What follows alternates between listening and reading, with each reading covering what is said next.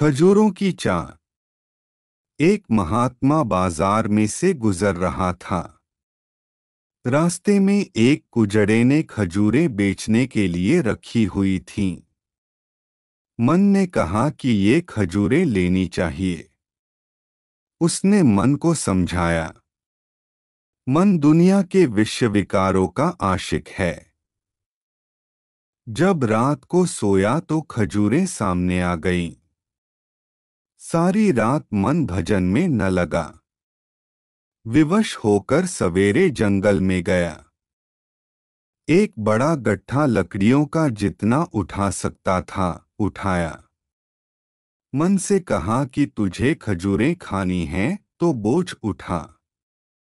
गट्ठा उठाकर थोड़ी दूर ही चलता था कि गिर पड़ता, फिर चलता, फिर गिर पड़ता। एक गट्ठा उठाने की हिम्मत नहीं थी, 2 गट्ठों के बराबर बोझ उठा लिया। बार बार गिरता लेकिन फिर चल पड़ता था। मन से बोला कि तुझे खजूरें खानी हैं तो बोझ उठा। मुश्किल से 2-2.5 मील चलकर शहर पहुंचा। लकड़ियां बेचीं, जो पैसे मिले उनकी खजूरें खरीदकर जंगल में ले गया। खजूरें सामने रखीं। फिर मन से कहा कि आज तूने खजूरें मांगी हैं, कल फिर कोई और अच्छे खाने, अच्छे अच्छे कपड़े मांगेगा, फिर स्त्री मांगेगा।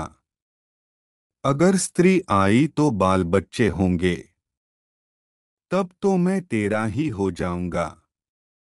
एक मुसाफिर जा रहा था, उसे बुलाकर बोला, ले भाई ले, ये खजूरें ले जा।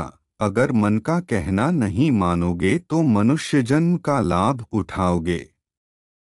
अगर मानोगे तो मन के गुलाम बने रहोगे।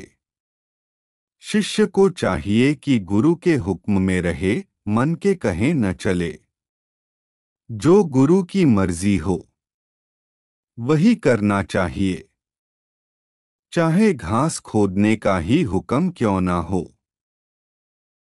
धन्यवाद।